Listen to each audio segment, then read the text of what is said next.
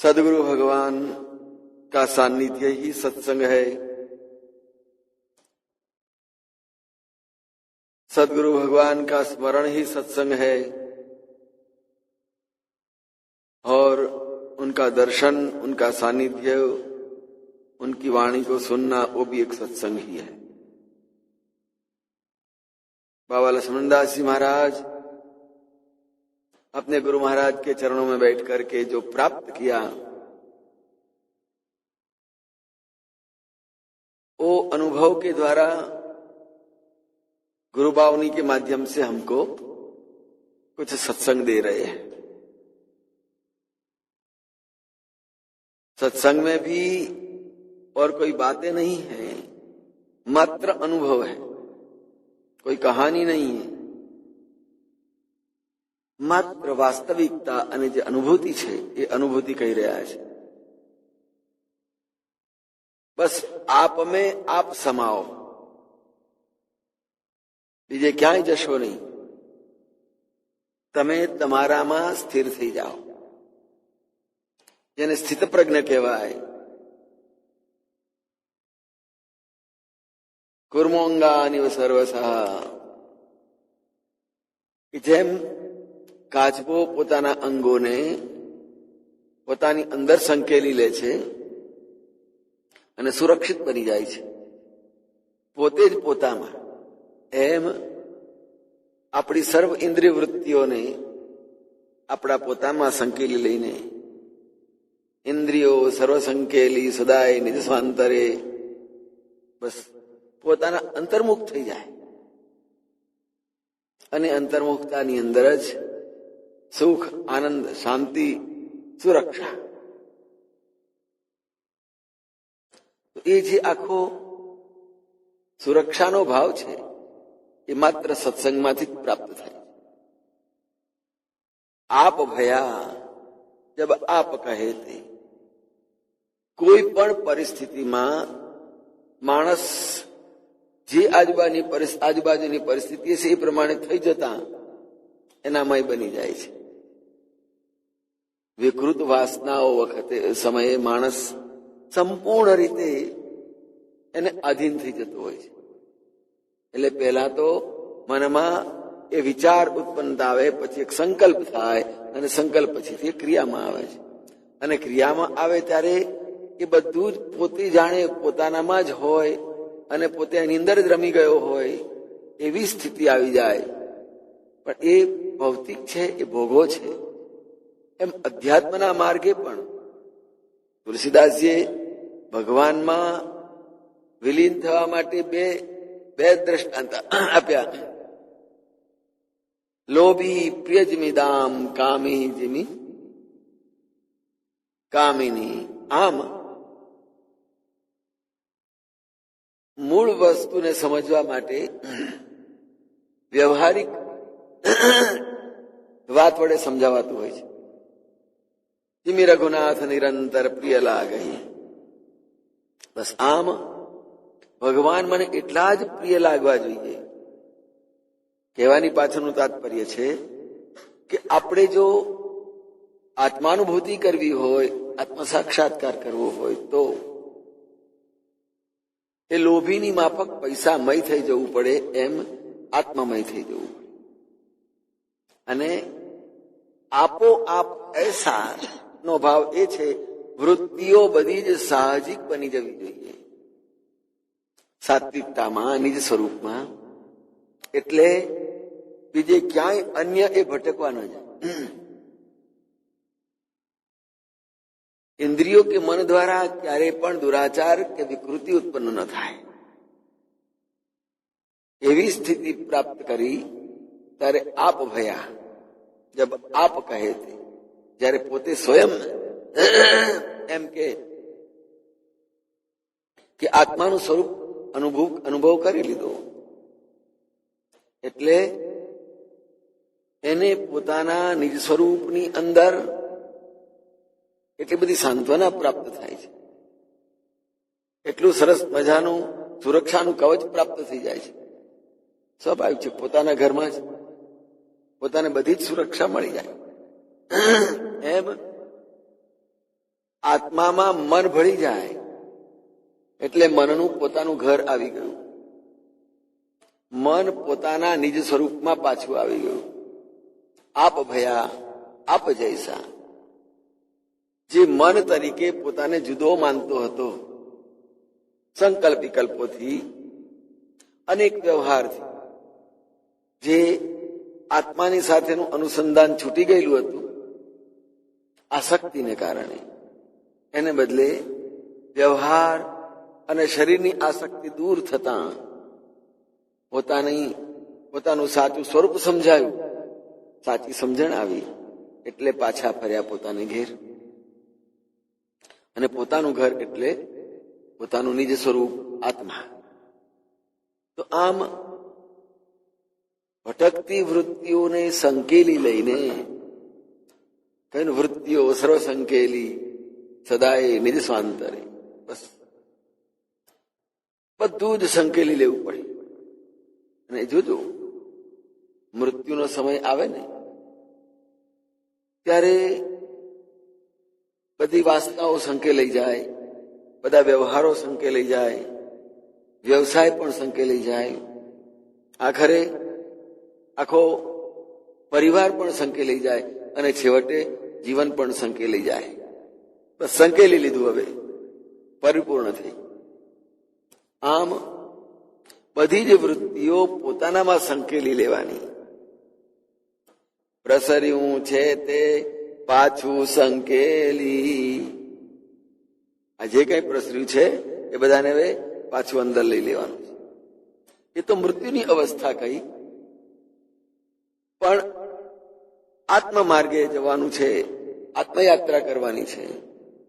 તો પોતાના નિજ સ્વરૂપમાં આ બધાને ધીરે ધીરે ધીરે ધીરે ધીરે અભ્યાસપૂર્વક, સંયમથી, ધીરજથી, અભ્યાસેન તો કૌંતેય વૈરાગ્યેન ચ ગૃહ્યતે. હળવાશથી, ધીમે ધીમે એને પોતાનામાં સંકેલતા રહો. અને એક સ્થિતિ એવી આવશે અભ્યાસપૂર્વક પોતાના નિજ સ્વરૂપની અંદર વાસ્તવિકતાને પ્રાપ્ત થશે કે હું અહીંયા છું, મારું નિજ સ્વરૂપ છે.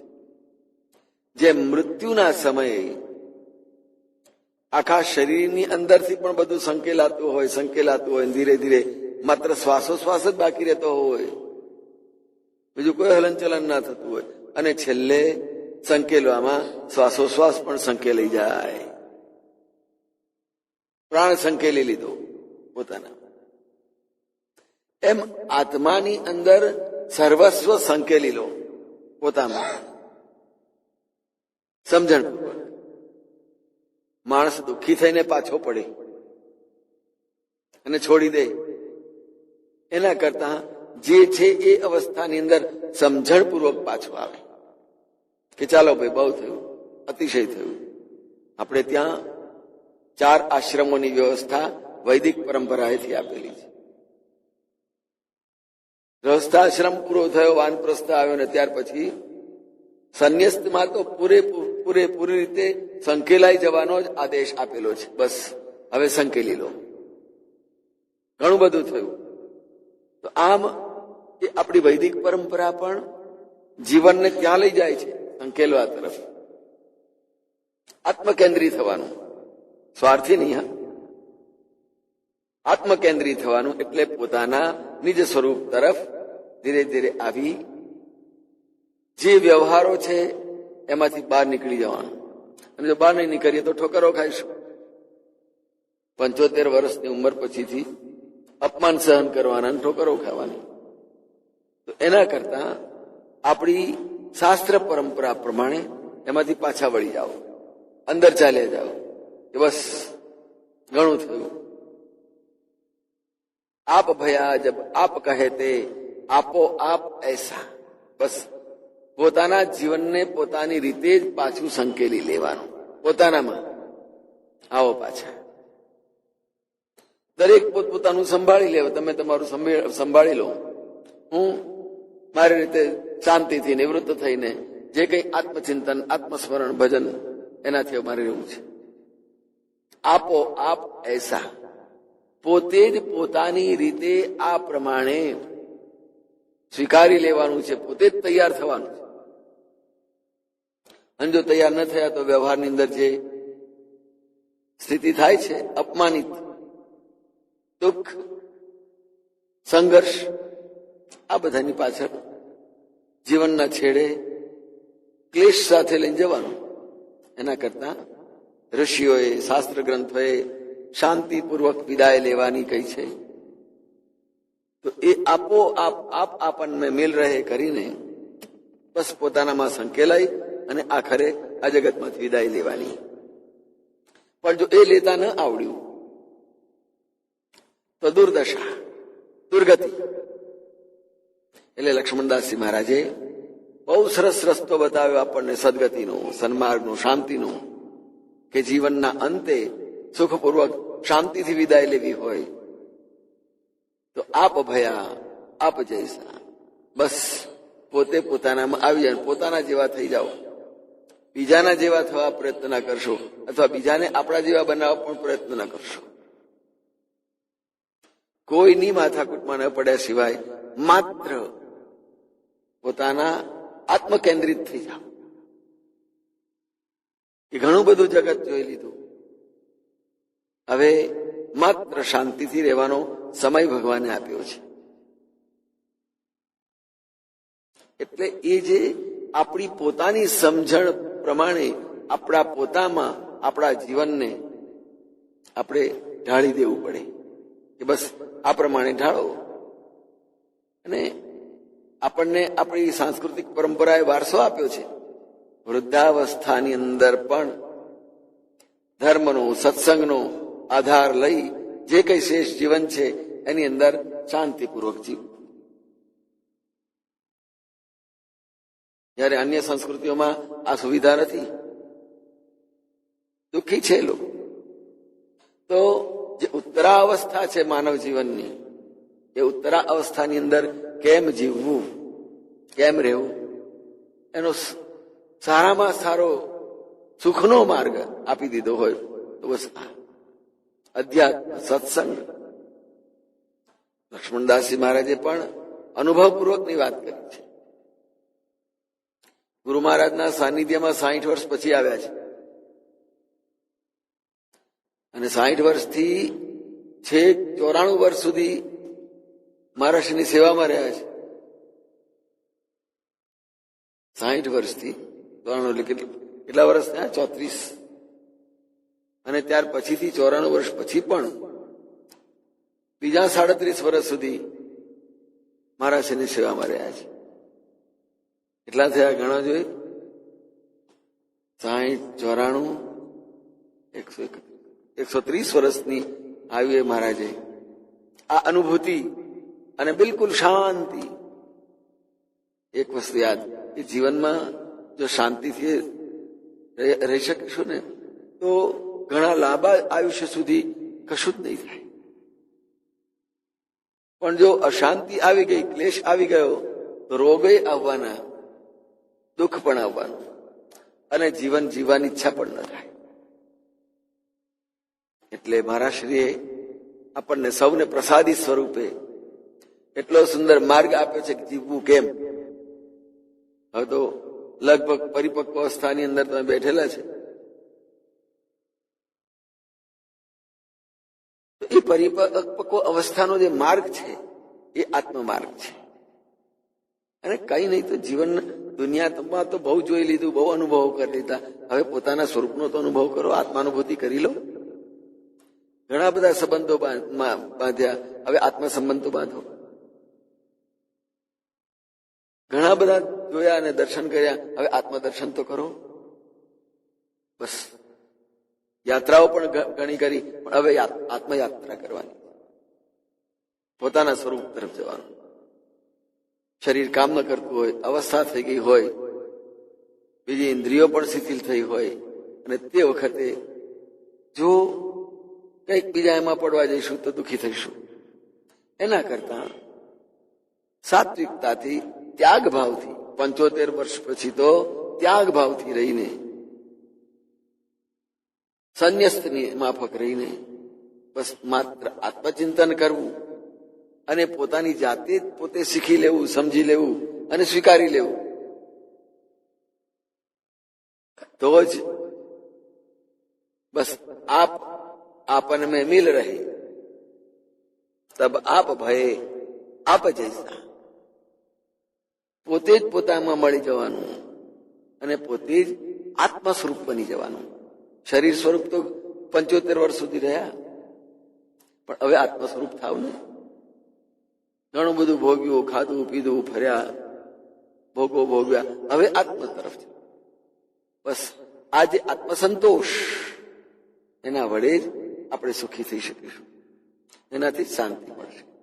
અને એ પોતાની જાતે જ આ બધું સ્વીકારવાનું. આપ આપે જ આપ આપણને મેં મિલ રહે. અને પછી એમ લાગશે કે હાશ, હવે હું બહુ જ શાંતિથી જીવી રહ્યો છું. મને પોતાને મારા જીવનની અંદર ખૂબ આનંદ આવે છે. આપ આપણને મેં મિલ રહે. કોઈ અપમાન નહીં, કોઈ લાચારી નહીં,